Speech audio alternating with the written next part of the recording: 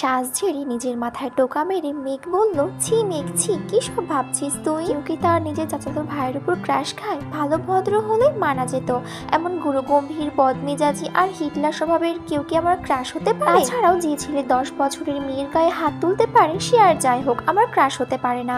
এটা ভাবতে ভাবতে মেঘের বুক ভেসে আসে কষ্ট। নিজেকে স্বাভাবিক করতে মোবাইল হাতে নিয়ে কল করে মেঘের সবচেয়ে কাছের বান্ধবী বন্যা। প্রথম কলেই বন্যা কল রিসিভ করে। আসসালামু আলাইকুম, কেমন আছো বেবি?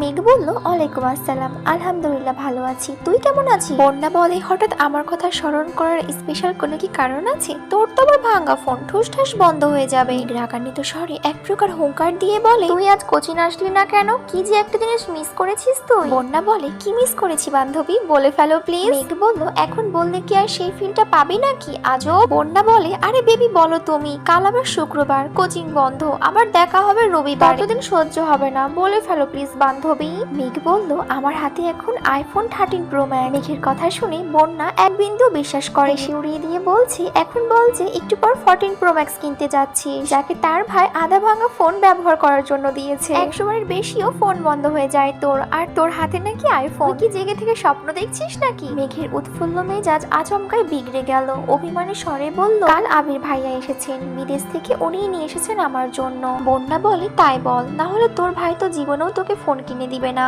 তোর বাবা দিতে চাইলেও সে আছাড় মেরে ভেঙে ফেলতো। ওয়েট, আবির ভাইয়া কে রে? যে তোকে ছোটবেলায় মেরেছিল সেই? মেঘ মুখ কালো করে উত্তর দিল, হ্যাঁ আমার চাচাতো ভাই। বন্যা বলল, তা তোর প্রতি এত মায়া কিভাবে হলো ওনার? মেঘ বলে, জানি না, শোন তোকে কি বলি। মেঘ বলে, আসলে আজকে বিকালে আবির ভাইয়াকে দেখে ছোটখাটো একটা শখ খেয়েছি।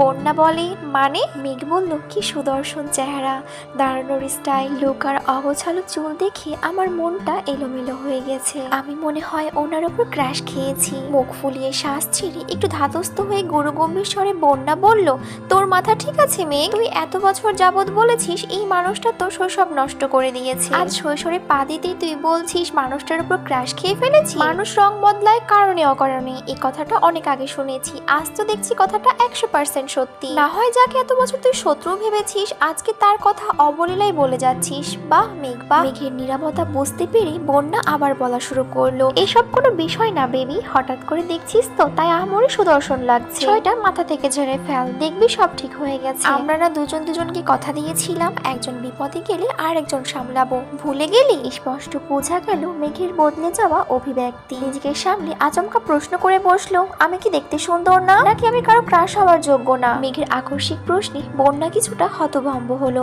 এরপর কয়েক মিনিট শুধু হেসেই গেল। স্বাভাবিক